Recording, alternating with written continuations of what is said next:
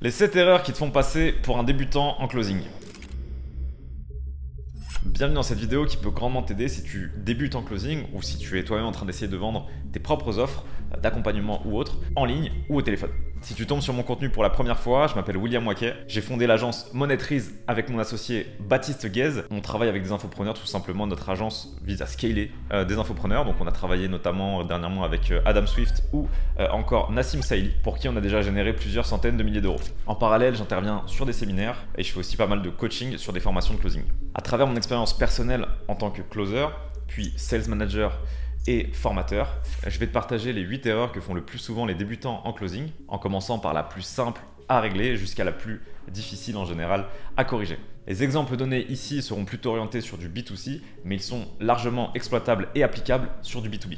Erreur numéro 1, c'est de ne pas aller assez en profondeur sur le problème et sur les conséquences du problème. Très souvent, les débutants vont rester sur des raisons de surface et ne vont pas aller creuser en profondeur sur le problème et les raisons qui poussent la personne à vouloir régler ce problème et évoluer.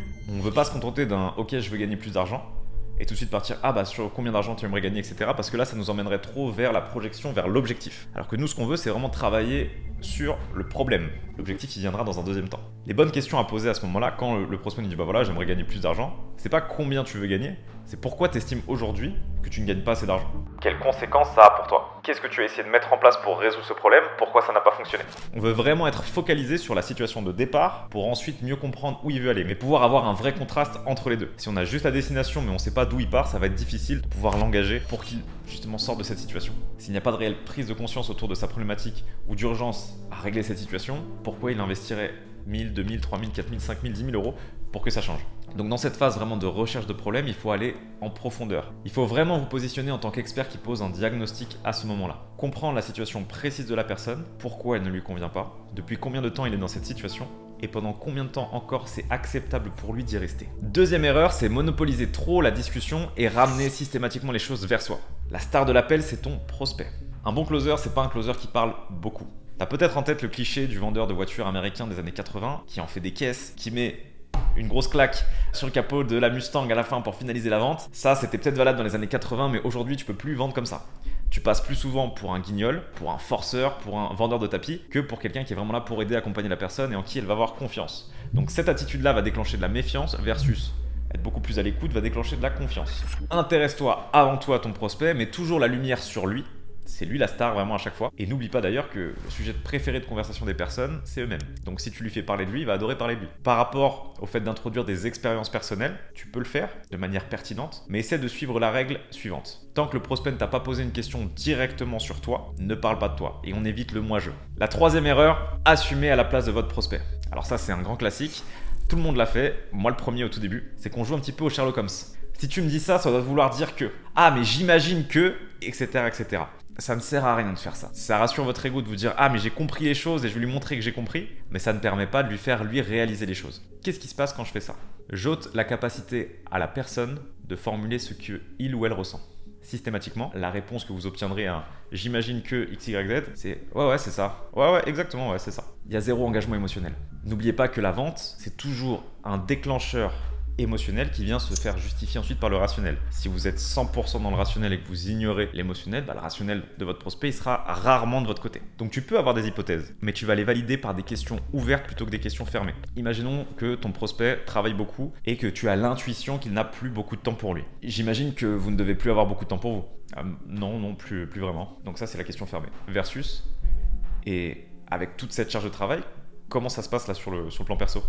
Ah bah là c'est vrai qu'avec j'ai tellement peu de temps, je vois plus trop ma femme, plus trop mes enfants, c'est vraiment que du travail tout le temps. C'est ici un petit peu la nuance. Je le fais parler sur un ressenti versus je pose ma déduction et j'attends qu'il me valide ou qu'il confirme ou qu'il infirme mon hypothèse. Donc des questions ouvertes vont lui permettre d'élaborer sur sa situation personnelle et de conscientiser sa problématique ainsi que de se sentir écouté et compris. Quatrième erreur, c'est la peur du silence. Alors le silence, beaucoup en ont peur, même hors du contexte du closing, pourtant ça peut être un allié très puissant. Il va te permettre de gérer le rythme de ta conversation, il va te permettre aussi de donner de l'écho à des questions punchline, des questions vraiment puissantes, et il va aussi te permettre de faire l'économie de toutes ces onomatopées qui sont des marqueurs d'incertitude.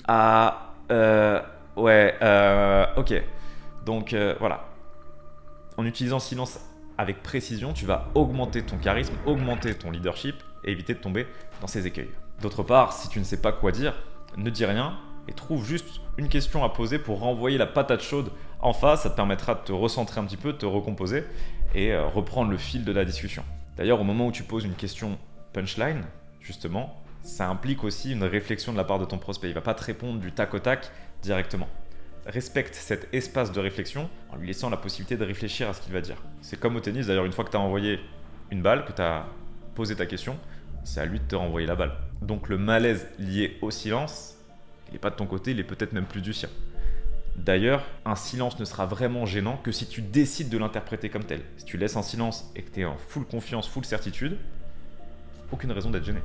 Et c'est d'ailleurs pour ça que quand tu vas poser cette fameuse question un peu punchline, ne viens pas casser la puissance de cette question parce que tu as peur de ce petit silence qui se produit en reposant des questions pour préciser ta question en tant que telle. Je te donne un exemple. Donc là aujourd'hui, pourquoi tu estimes que cette situation est problématique ? Si je laisse un silence, ça laisse la capacité de réfléchir. Donc là aujourd'hui, pourquoi tu estimes que cette situation est problématique ? Qu'est-ce que tu penses qui ne va pas dans cette situation ? Qu'est-ce qui te limite en fait dans ces circonstances ?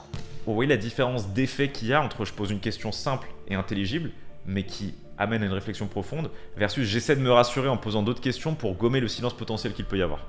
Donc posez une question simple avec certitude, attendez une réponse en face, et au besoin, s'il n'a pas bien compris la question, il vous le dira, il vous le formulera, et à ce moment-là, vous pourrez repréciser votre question. 5. Ne pas oser engager la personne. Ah, l'engagement. C'est ce que je répète tous les jours à mes closers, peu importe le niveau, aussi bien les juniors que les plus seniors, parce que c'est ce qui fait la clé d'un close aujourd'hui. L'engagement, c'est la capacité à réussir à créer l'urgence et à conscientiser avec le prospect le fait que c'est aujourd'hui et maintenant qu'il règle ce problème. Pour ça, il faut qu'il en ait conscience de ce qu'il cherche à régler comme problème et conscience de ce que ça va lui apporter de le régler. Donc cette séquence, tu dois vraiment la faire au moment où la situation actuelle du prospect et de sa problématique est devenue très claire pour toi. C'est-à-dire que tu as toutes les nuances, tu as un tableau très précis de cette situation et de qui est la personne en face de toi. Il faut aussi que le tableau de la destination, donc où est-ce que tu l'emmènes en résolvant ce problème, il soit aussi devenu très clair et perceptible. À ce moment-là, tu peux enclencher sur une de mes questions favorites, pourquoi maintenant ? Et quand tu vas demander pourquoi maintenant, c'est à ce moment-là que tu vas mettre la casquette du coach, la casquette vraiment de l'expert, où tu vas pouvoir venir aussi challenger ton prospect. Le challenger sur ses objectifs et ce qu'il est prêt à mettre en place pour aller vers ses objectifs. Tu vas pouvoir aussi bien mettre en lumière les incohérences qui aujourd'hui font qu'il est encore dans cette situation. Tu vas pouvoir travailler sur les conséquences de l'inaction, le fait que le problème dure depuis un moment et qu'il n'a rien mis en place, pourquoi il a rien mis en place, pourquoi aujourd'hui on met en place des choses pour le régler, est-ce qu'il est prêt à s'investir en termes de temps, en termes d'énergie, aussi en termes de finances, est-ce que son budget est cohérent aujourd'hui par rapport à ce qu'il veut atteindre et manifester comme résultat. Et c'est là aussi où tu vas pouvoir, et tu dois d'ailleurs te détacher un maximum de la vente. Ça veut dire qu'il faut qu'il ressente que tu es là vraiment pour l'aider et pas absolument pour lui vendre ton offre. Et cette nuance, elle est hyper importante, c'est ce qui fera la différence entre le vendeur de voitures américain dont on parlait un petit peu plus haut et le closer qui est là dans une approche vraiment de coach.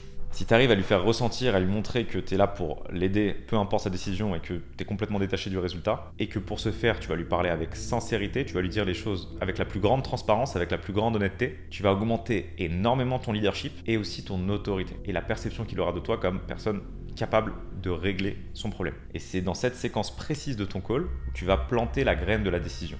6e point, être trop le nice guy et se faire marcher dessus. Alors, celui qui contrôle l'appel, c'est celui qui pose les questions. Dans un appel de closing, tu auras 3 grandes phases. La phase de découverte, c'est là où tu vas poser les questions pour comprendre qui est le prospect en face de toi. La phase de pitch, c'est là où tu vas présenter ton offre. Et la phase de traitement d'objection, c'est une fois que tu as annoncé ton prix, voilà tout ce que tu vas mettre en place pour contrer toutes ces objections et closer le deal. Si dans la première phase, tu perds le leadership et que c'est ton prospect qui te pose des questions plutôt que toi qui lui poses des questions, en théorie, tu as presque déjà perdu. Et souvent d'ailleurs, quand ce mode de question-réponse va être enclenché avec ton prospect, inconsciemment, il va te poser une question, tu vas y répondre, t'arrêter là, il va enchaîner avec une autre question, tu vas donner les réponses, et on va vraiment tomber dans cette FAQ qui te mènera nulle part. Donc l'astuce à ce moment-là, quand tu vas avoir un prospect qui va commencer par te poser des questions, c'est de donner un élément de réponse et de terminer par une question pour reprendre vraiment cette dynamique où c'est toi qui vas poser les questions. Je te donne un exemple. Ok, très bien William, mais juste l'accompagnement il dure combien de temps ?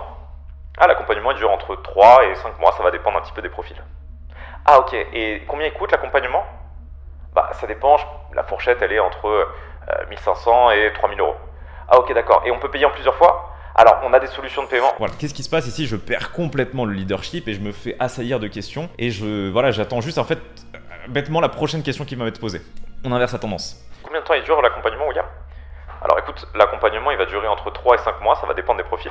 Est-ce qu'aujourd'hui, c'est une durée qui correspond à ce que tu avais en tête pour te former.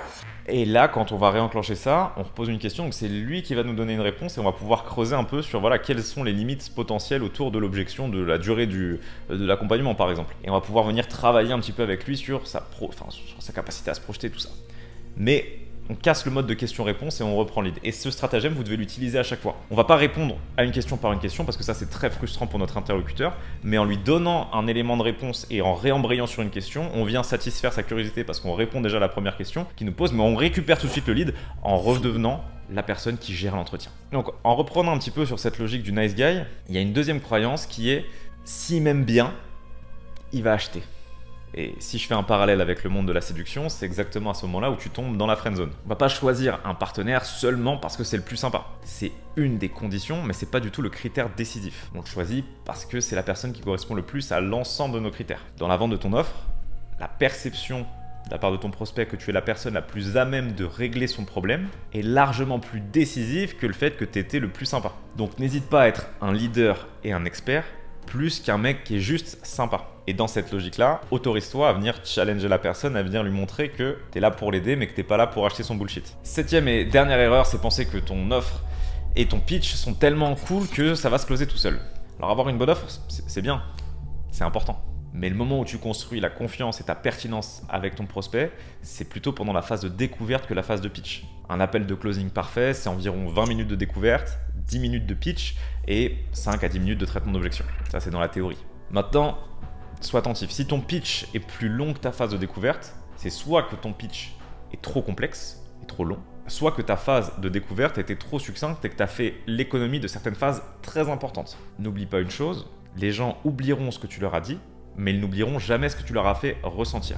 Donc les paramètres techniques de ton offre en soi, ça va leur passer au-dessus. Par contre, si tu as vraiment réussi à être ultra pertinent, à mettre en lumière les problématiques profondes qu'il avait, même des problèmes où il n'avait pas encore conscience de ce problème-là, tu lui as fait visualiser clairement un objectif qui était réalisable et atteignable et que toi, tu étais la meilleure personne pour l'emmener de A à B, bah ça, il va s'en souvenir et ça va le marquer. Donc, limite, on s'en fout du pitch.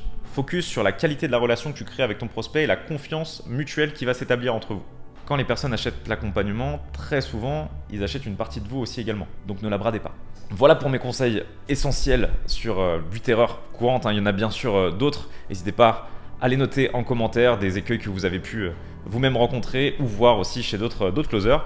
N'hésitez pas aussi s'il y a certaines thématiques qui vous paraissent intéressantes à traiter individuellement, que ce soit sur l'engagement ou autre, où vous avez peut-être des questions. Je me ferai un plaisir de vous refaire une vidéo plus approfondie à ce sujet. Surtout si ce contenu t'a aidé, n'hésite pas à mettre un pouce bleu, à t'abonner à la chaîne, à nous suivre aussi sur nos différents réseaux. Je vais linker ça quelque part en haut, donc sur Instagram, TikTok et tout ce qui s'ensuit. Je poste d'ailleurs souvent des annonces sur Instagram quand je recherche des closers pour les différents infopreneurs avec qui on travaille. Donc sois attentif, tu pourrais peut-être même finir par bosser avec nous. C'était William de Money Trees. À la prochaine. Let's fucking close.